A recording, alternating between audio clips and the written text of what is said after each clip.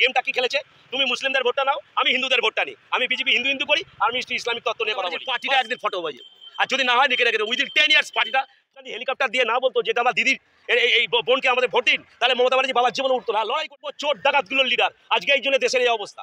আজকে সমস্ত জায়গায় অপমানকে শিক্ষা ব্যবস্থাতে বলুন না, সকালবেলা উঠে কতবার আপনি মন্দিরে গেছেন, কতবার মসজিদে গেছেন, কোনো বাচ্চার কি ধর্ম থাকে, হোয়াট আবার দ্য র্যাঙ্ক দ্য প্রোফাইল, এমন একটা পার্সোনালিটি তিনটে পার্টি করেছে, আরো একটা পার্টি করবে, পলিটিক্যাল ফাদারের ঠিক নেই। জাস্ট টেল দেম, আপনি বলবেন শিশির অধিকারীর ছেলে এই কংগ্রেসে উঠে, মমতা ব্যানার্জি নাহলে কালীঘাটের ওই বস্তি বাড়িতে থাকতেন, আজকে বড় লিডার হয়ে গেছো। কংগ্রেসের খেয়েছে, কংগ্রেসের পড়েছে। আমি বলতে চাইছি পলিটিক্যাল যে শুভেন্দু অধিকারীকে বলবে তোমার বাবা রোহিঙ্গা ছিল কি? রোহিঙ্গা মানে কি? আপনি যদি বলেন আমাদের যারা ভারতবর্ষে আমি দেশের সেবা করে এসেছি, আমি কার্গিল যোদ্ধা। প্রথম কথা, তৃণমূল কংগ্রেস অ্যান্ড বিজেপি আমাদের ক্লিয়ার মনে হচ্ছে কোথাও একটা সেটিং রয়েছে, ক্লিয়ার কাট সেটিং, সাধারণ মানুষ সবাই জানে। কিন্তু প্রশ্ন হচ্ছে সাধারণ মানুষ বুঝতে পারছে না গেমটা কি খেলেছে। তুমি মুসলিমদের ভোটটা নাও, আমি হিন্দুদের ভোটটা নিই, আমি বিজেপি হিন্দু হিন্দু করি, আর আমি ইসলামিক তত্ত্ব নিয়ে কথা বলি, বাস এই হচ্ছে থিওরি। তাহলে মানুষের বোঝা উচিত এরা কারা। কারণ এই মমতা ব্যানার্জি কিন্তু একবার এই বিজেপি পার্টির সাথে কিন্তু মিনিস্ট্রি নিয়েছিলেন, তাহলে উনি যে আবার কালকে যাবেন না তার কি গ্যারান্টি আছে? Is there any guarantee that he will not be shifting herself to some other party? এটা কে জানে? কেউ জানে না। তাহলে মমতা ব্যানার্জিকে বিশ্বাস করা কোনোদিন করা যায় না। কারণ আমি মনে করি আজকে দিল্লি বলতেই পারে, দিল্লি বলতে পারে উইল বি অ্যানয়েড এনাফ। কেন আমরা অ্যানয়েড হবো? আজকে মমতা ব্যানার্জি একটা সময় তার টিমের লোকরা বলছে কংগ্রেস ফটো হয়ে গেছে। আমি বলে যাচ্ছি আপনাদের এই বিদ্যাসাগর উদ্যানের সামনে মমতা ব্যানার্জির পার্টিটা একদিন ফটো হয়ে যাবে। আর যদি না হয় লিখে রেখে দেবে উইদিন 10 ইয়ার্স পার্টিটা ফটো হয়ে যাবে। এবং এটাই আপনি ওই ওনার যে ভাইপো আছে না, ভাইপোকে গিয়ে বলবেন কংগ্রেসের লিডার বলছে তোমরা ফটো হয়ে যাবে, নালে নতুন পার্টিতে আসতে হবে। Who Sam letter clear that one. তাকে বলুন স্যাম বলতে কাকে বোঝাচ্ছেন?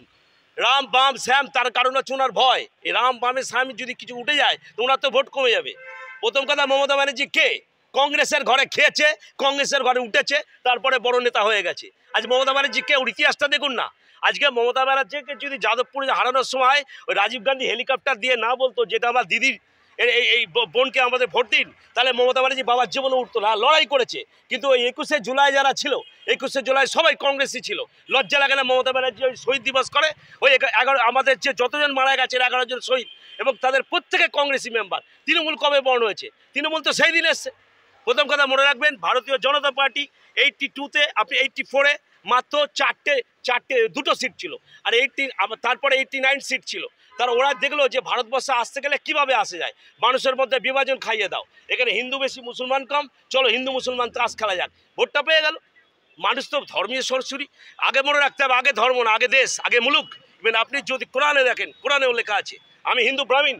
হিন্দু ধর্মের যদি কেউ ঋগ্বেদ পড়ে থাকেন, ঋগ্বেদে পড়ে না বলে এদের পড়াশোনা করে না, অসভ্য চোর ডাকাতগুলোর লিডার। আজকে এই জন্য দেশের এই অবস্থা।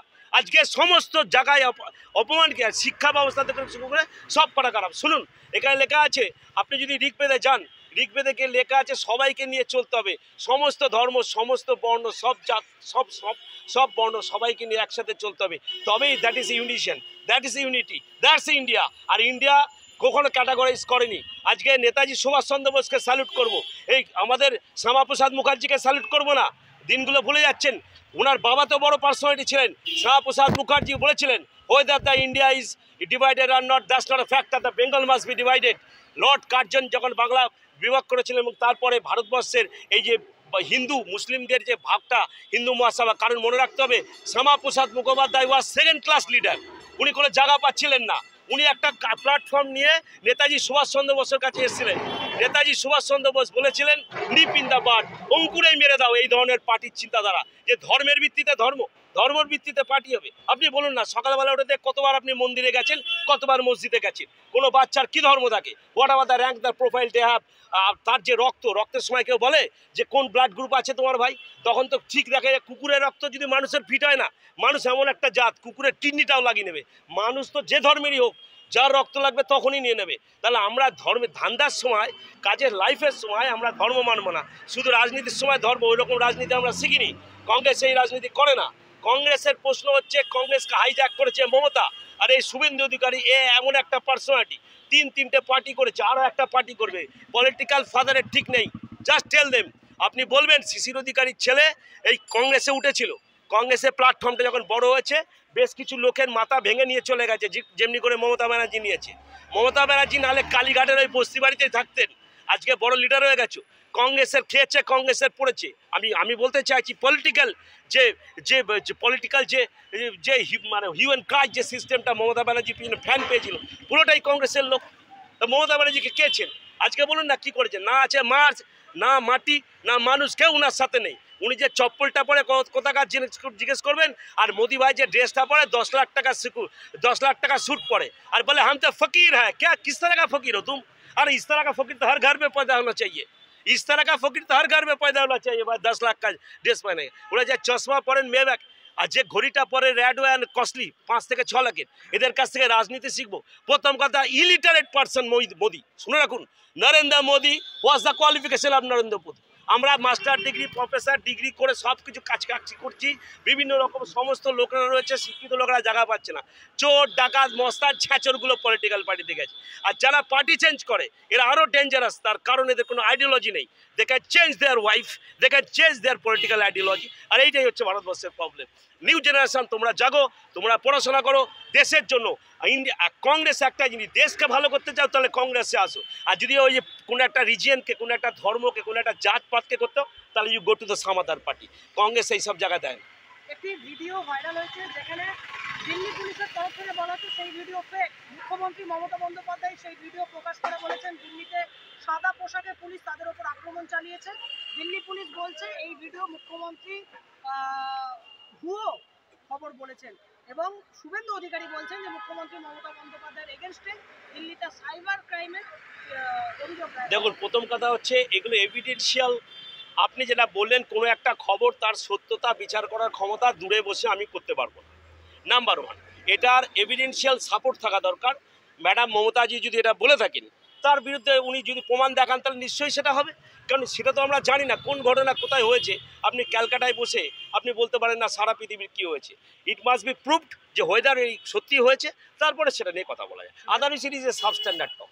শুভেন্দু যখন একটা প্রোগ্রাম থেকে ফিরছিল, কয়েকজন জয় বাংলা স্লোগান দিয়েছে, শুভেন্দুদেরকে নেমে তাদেরকে গিয়ে বলছে রোহিঙ্গা পাকিস্তানি। শুভেন্দু অধিকারীকে বলবে তোমার বাবা রোহিঙ্গা ছিল কি? রোহিঙ্গা মানে কি? আপনি যদি বলেন আমাদের যারা ভারতবর্ষে আমি দেশের সেবা করে এসেছি, আমি কার্গিল যোদ্ধা ছিলাম, আপনি যে রোহিঙ্গা বলে দেবেন, রোহিঙ্গা মেনে নেবো? উনি কোথায় তৈরি হয়েছে আগে জিজ্ঞেস করুন, দেশের কোন সা সেবা করেছে আগে বলে দেখুন। সারাদিন তো ওই কংগ্রেসের ঘরে উঠেছিল, তারপরে মমতা ম্যাডামের ঘরে উঠেছিল, তারপরে এখন অন্য পার্টিতে গেছে। শুভেন্দু বাবুর কাছ থেকে আমরা শিখবো না রাজনীতি? ওসব ছাঁট টাইপের কোয়ালিটি আপনারা আসছেন না বলে এসব ছাঁট টাইপের নেতা ভারতবর্ষে আমাদের বাংলাতে এসেছে। এখন কি জানেন, সমাজটা নষ্ট হয় দুটো কারণে। একটা হয় যারা দুষ্কৃতিমূলক কাজ করে বা নোংরা লোক, আর একটা নষ্ট হয় আমাদের মতো ভদ্রলোকদের নীরবতার জন্য। আমরা চুপচাপ থাকি, আর এই চুপচাপ থাকার জন্য এই দেশের এই দশা। আজকে দেখলেন না, একটা পুলিশ এই সামনে ছিল, যখন ন্যাশনাল সং হচ্ছে 3 জন পুলিশ পকেটে হাত দিয়ে কথা বলছে। আমি ওনাকে ডেটে সবার সামনে বলেছিলাম, you stand up in the সাবধান position, then you talk about. এটা দেশের ন্যাশনাল সং হচ্ছে, আপনি দাঁড়িয়ে উর্দিতে কোনোদিন এরকম করে পকেটে হাত দিয়ে রাখা যায় না। তার মধ্যেও জানেই না যে ন্যাশনাল অ্যান্থেম বা ন্যাশনাল সঙ্গের ইম্পর্টেন্সটা কী। বলুন নেক্সট। হ্যাঁ, দেখুন কে কোথা থেকে এসছে, বাংলাদেশ থেকে না কোথা থেকে, যদি যিনি লেজিটিমেট অর্থাৎ আইনি স্বীকৃতি থাকে কোনো অসুবিধা নেই। রোহিঙ্গা প্রবলেমটা রিসেন্টলি একটা গ্রেটেস্ট প্রবলেম, এটা ইন্টারন্যাশনাল ইস্যু। কোনো একটা প্রদেশ থেকে ধরুন আপনি বাংলাদেশে আমাদের বাংলায় বাস করেন, আপনাকে কোনো একটা সমিতি বা কোনো একটা সম্প্রদায় বলে আপনাকে তাড়িয়ে দিলে আপনার কেমন লাগবে? ওখানেও মা বাবা ভাই বোনরা আছে, তারাও আমাদের মতো মানুষ। আমি পাকিস্তানের এগেইনস্টে যুদ্ধ করেছি, কারণ অভিনন্দনজি আমার সিনিয়র, অভিনন্দনজি ধরা পড়েছিল। কিন্তু প্রশ্ন হচ্ছে আমরা এটা চিন্তা করি যে পাকিস্তান মানেই খারাপ। আরে তুমি যে ধর্ম যে বর্ণ, তোমারও খিদে লাগে, তোমারও চাকরির দরকার, তোমারও মা বাবার প্রতি যে ভালোবাসা বা প্রীতি বা শুভেচ্ছা, সেগুলো সবাই আমরা এক্সপ্রেস করি। আমরা এইভাবে নাই পাকিস্তানি। শোনেন, বিজেপি 6টা শব্দের উপর দাঁড়িয়ে থাকে, কেউ নেতা বলে না, আমি বলে দিচ্ছি। 6টা শব্দের বাইরে বিজেপির নেতারা কথা বলতে পারে না। নাম্বার 1 কি? নাম্বার 1 হচ্ছে হিন্দু মুসলমান, দুটো শব্দ হয়ে গেল। Number 2 Nehru Gandhi. Number 3 Rahul Gandhi and family. কিন্তু এরা জানে না রাহুল গান্ধীর ফ্যামিলিতে দুটো মার্টার হয়ে গেছে, দুটো লিডার ভারতবর্ষের জন্য শহীদ হয়েছে। এদের বাড়িতে কোনদিন রক্ত ঝরেছে? এই বিজেপি যারা করেছে বলছেন না, বিজেপি নেতাদের বলবেন যে আপনারা দেশের জন্য কি করেছে বলুন। আর এই যে এই 2014 থেকে আপনারা এসছেন, এই 2014 থেকে আপনারা কি করেছে দেশের বলুন? একটা ছেলে চাকরি নেই, এখানে একটা দোকানে বিজনেস চলছে না, জিনিসের দাম এত বেড়ে গেছে, কোনো লোক কেউ কিছু বলবে না। আমরা যদি খেপে যাই, একটা কথা বলে দিচ্ছি, এই কংগ্রেসি আর সাধারণ মানুষ যদি খেপে যায় তাহলে কিন্তু ভারতবর্ষ চেঞ্জ হবে। কারণ ভারতবর্ষের স্বাধীনতাটাই কংগ্রেসিদের হাত ধরে হচ্ছিল, এসব ছাঁট দিয়ে হয়নি। এরা জানবে না যে বিজেপির কথা বলছেন, এই শুভেন্দুবাবুকে বলবে তোমার বাবার যে পার্টি, কারণ উনি বাবা বলেছিলেন নরেন্দ্র মোদী অ্যান্ড পার্টি সম্প্রদায়কে কিছুদিন আগে, ও নিজের বাবাকেও ভুলে গেছিল। তা শিশির অধিকারী যে কিছু একটা কমেন্ট করেছিলেন, তারপর নিজের বাবাই। প্রশ্ন হচ্ছে ওই নাগপুরের হেড অফিসে স্বাধীনতার 52 বছর পর্যন্ত কোনো ন্যাশনাল ফ্ল্যাগ ওঠেনি। তারা আমাদের রাষ্ট্রভক্তি শেখাবে না। রাষ্ট্রভক্তি শেখতে গেলে কংগ্রেসে আসুন, যেখানে চিত্তরঞ্জন দাসজি ছিলেন, নেতাজি সুভাষচন্দ্র বোস ছিলেন, অরবিন্দ ঘোষ ছিলেন, রবীন্দ্রনাথ ঠাকুর ছিলেন, মৌলানা আবুল কালাম আজাদজি ছিলেন। এসব ছাঁট না, তাদের কোয়ালিটিগুলো দেখে আসুন। কি এসব ছাঁট কিছু করতে পারে না, পলিটিক্সে জয়েন করে নিয়েছে। রাজস্থানে দেখা গেল বাংলা ভাষা বলার অপরাধে একজন শ্রমিককে একদম পে লটারি করে ছুঁড়ে ফেলাতে হলো বাংলাদেশে। এরকম দৃশ্য আগে দেখেনি দেশ। কি প্রথম কথা শুনুন, এই ধরনের দুষ্কৃতিমূলক কাজ করা হচ্ছে, অ্যাকচুয়ালি ওদের মধ্যে রয়েছে হিন্দু মুসলমানের বিভাজনটা করিয়ে দাও। হিন্দু মুসলমানের কারণ কি, ভারতবর্ষের মেজরিটি হিন্দু আছেন, মুসলিম সম্প্রদায় একটু কম আছেন। ওরা দেখছে আমরা কিছু তো ভোট পেয়ে যাব, আর তো কিছু করতে পারবে না দেশে। এরা শুনুন, প্রথম কথা, কোনো পলিটিক্যাল পার্টির কাজ এটা নয় দেশে কটা মন্দির হবে, এটা নয় কটা মসজিদ হবে, এটা নয় যে কোন দেশে কোন ধর্ম সম্প্রদায় কোথায় জমায়েত হবে। পলিটিক্যাল পার্টির প্রথম কাজ হলো মানুষের উন্নয়ন করা, মানুষের পেটের কথা বলা, মানুষের কর্মসংস্কৃতির কথা বলা, মানুষের মধ্যে সৌহার্দ্য বজায় রাখা, ভারতবর্ষকে একটা প্রোগ্রেসিভ ওয়েতে নিয়ে গিয়ে পৃথিবীর সামনে কোনো একটা ভারতবর্ষকে ওইখানে নিয়ে আসা।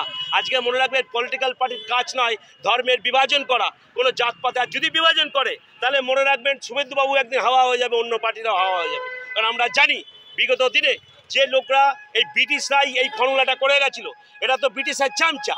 শুভেন্দুবাবু টিমকে বলবেন, আমি বলেছি যে আপনাদের পুরো পার্টিটাই ব্রিটিশের চামচা ছিল, ইতিহাস খুলে পড়ুন। আর নাহলে আমাদের নেতাজি সুভাষচন্দ্র বোসের বইগুলো পড়ুন।